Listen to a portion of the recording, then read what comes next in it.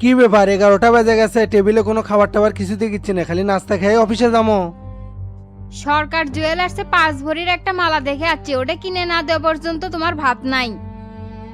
এত ব্যস্ত আছো কে তুমি? একটা সেটিং এর কথা হচ্ছে, পাইলেই কিনে দুমুনি।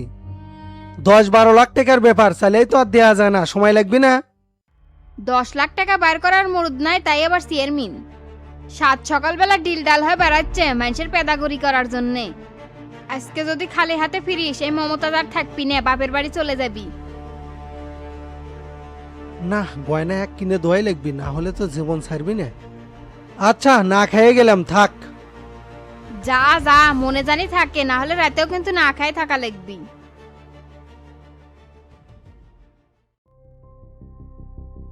তে খাদেম সাহেব, এই বছরে কালেকশন কত হলো? ওই তো 40,70,320 টাকা। তাহলে একটা কাজ করেন, 20,70,320 টাকা হিসেবের খাতায় তোলেন, আর 20 লাখ টাকা সাইড করেন।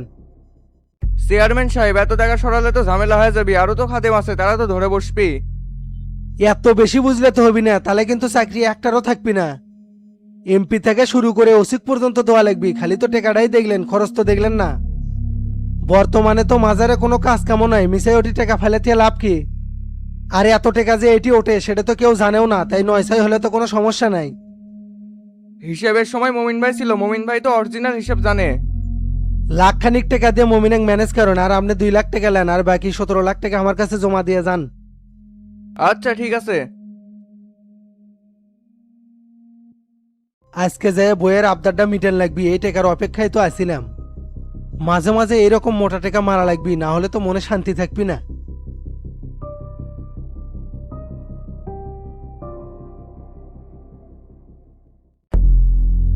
আপনার কারবার তো কিছুই বুঝলাম না। মাজারের টাকা উঠল 40,70,320 টাকা। হম্মুত করে কারচুপি করে অর্ধেক করে ফেলালেন, মানে এলে কি প্রতি বছরই চলে? এত তো বেশি বোঝা যাবি না, মাজারের নিয়ম কানুন তোমার জানা আছে মিয়া।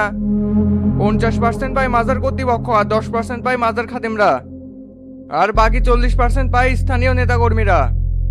টাকা পয়সা যদি ইনকে করে ভাগ হয়ে যায়, তাহলে মানুষজন দান করে কি ফল পাবি? আপনি যে আমাকে 1 লাখ টাকা দিবার চাচ্ছেন, এই টাকা আমি লুমো না, পাপের ভাগিদারও হবার চাচ্ছি না। মানুষজন বিশ্বাস করে মাজারে মন থেকে দান করে, সেই টাকা তো হলিউড করে খাবার দিব না। এখনই আমি থানা বিলে যাচ্ছি, অভিযোগ দিয়ে সবাক ধরে দমো।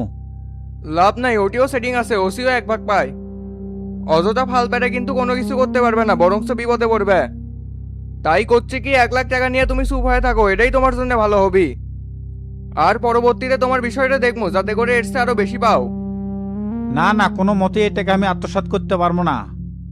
চাকরি হারাবো তো সেই চুলকানি উঠছে, এখনই চেয়ারম্যান সাহেবের কোলে কিন্তু এখান থেকে লাত্তি মেরে বের করে দিবি। রেজেকের মালিক আল্লাহ, চাকরি যায় যাবি, ওই ভয় আমি করি না। বুঝছি রে, তুই আর এই মাজারে চাকরি করবো না, আজকের পর থেকে জানি তোকে আর এর আশেপাশে না দেখি, যায় এর থেকে। কি মনে করছো তুই জঙ্গে বিঘের পারিচ্ছু না? তোরও বাটাম ফাটানোর ব্যবস্থা করেছি, দাঁড়া।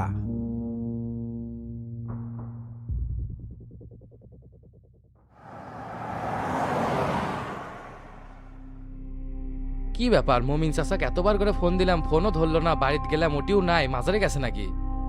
আজকে যেরকম করেই হোক লোকটার সাথে দেখা করাই লাগবে, কথা ফাইনাল করাই লাগবে। কে রে? ওই তো না চাচা, হেঁটে হেঁটে বাড়ির দিকে যাচ্ছে। দেখি বামে গাড়ি সাইড করে কথা কই। আসসালামু আলাইকুম চাচা, কি ব্যাপার ফোন দিচ্ছি এতবার ফোন ধরেন না কে? ওয়ালাইকুম আসসালাম। দেখলাম তো, কিন্তু ফোনে টাকা আসছিল না দেখে ব্যাগ দিয়ে পাইনি। তে কি মনে করে ফোন দিচ্ছিলা? চাচা, মার্কেটের ওই জায়গা নিয়ে আপনার সাথে একটু কথা ছিল। আমি একটা আইটি ফার্ম খুলবে চাচ্ছি, গ্রামের অসহায় বেকার ছেলেদের ফ্রিল্যান্সিং শেখাবো, সেই জন্য জায়গাটা লাগবে। ভাড়া লিয়া কোনো টেনশন করা লাগবে না, প্রতি মাসের 1 তারিখেই পেয়ে যাবেন। অনেকেই তো পিছে পিছে ঘুরতেছে ওই জায়গাটা নেওয়ার জন্য। তুমি যেহেতু বেকার ছেলেপেলে স্বাবলম্বী করবে চাচ্ছ, তাই চিন্তা করছো ওই জায়গাটা তোমাকে দিমু। তাহলে তো আর কোনো সমস্যা থাকলো না, তাহলে আজকে এগ্রিমেন্ট করে ফেলাই। আজকে আমার মনটা ভালো না মুসা, মাজারে খাদেমদের সাথে কেসাল করে বের হয়ে চলে যাচ্ছি, কালকে লেখাপড়া করে দুমুনি। কে চাচা, কোনো সমস্যা হচ্ছে নাকি? সমস্যা বলতে মাজারের দানের টাকা ওখানকার কর্তৃপক্ষ আর প্রধান খাদেম ওই টাকাগুলো লুটপাট করে খাচ্ছে, দেখার কেউ নাই। উচিত কথা কষে আর করছে চাকরি করা লাগবে না জানের থেকে, সেই খেপে গেছে। কোন কি উপজেলা চেয়ারম্যানের নলেজে দিলেই তো বিচারটা করে দিল নি? ওই শালারও ভাগ খায়, পরে শুনে পেলাম থানাও নাকি 1 ভাগ পায়, তাহলে জামো কোনটি? অন্যায় যেখানে এই মুসা সেখানে, চিন্তা নাই, ব্যবস্থা আমি করিচ্ছি। তুমি একলা প্রতিবাদ করে কি ওকে সাথে পাবা? টেকনিকে কাম করা লাগবি চাচা, অগরে পেছে আমি ফালাচ্ছি, পলানার জায়গা পাবি না।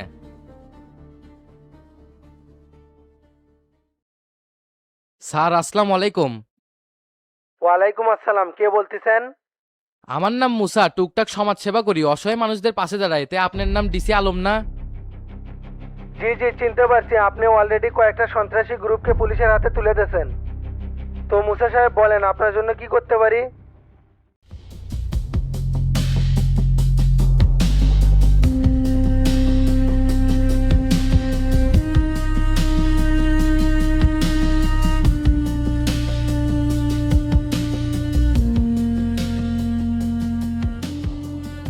আইসি, এটা তো রীতিমতো ডাকাতি।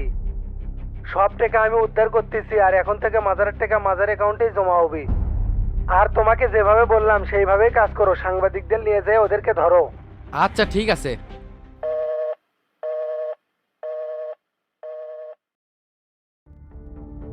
এই মাজারের খাদেমরা কোথায় রে? স্যার, তারা তো 3 দিন হলে আসে না, কই জানি গেছে। কোমান একটারও মাটিত পড়বি না, ওকে সাক্ষাৎকার লেওয়া লাগবে। এই ক্যামেরা রেডি করো, এই মাজারে একটা রিপোর্ট করা লাগবে। এ চেয়ারম্যান সাহেব, এ কুটি আপনি?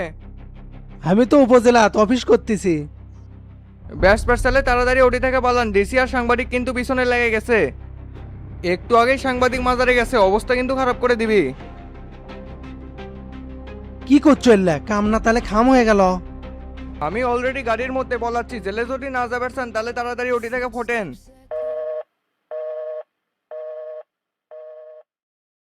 শালা, এটা কোনো কাম হলো? মান সম্মান তো সব শেষ হয়ে গেল। বইয়ের শখ পূরণ করবে যে, এবার ফান্দে পড়ে গেলাম। 22 ছেলে এর থেকে তাড়াতাড়ি পলাই।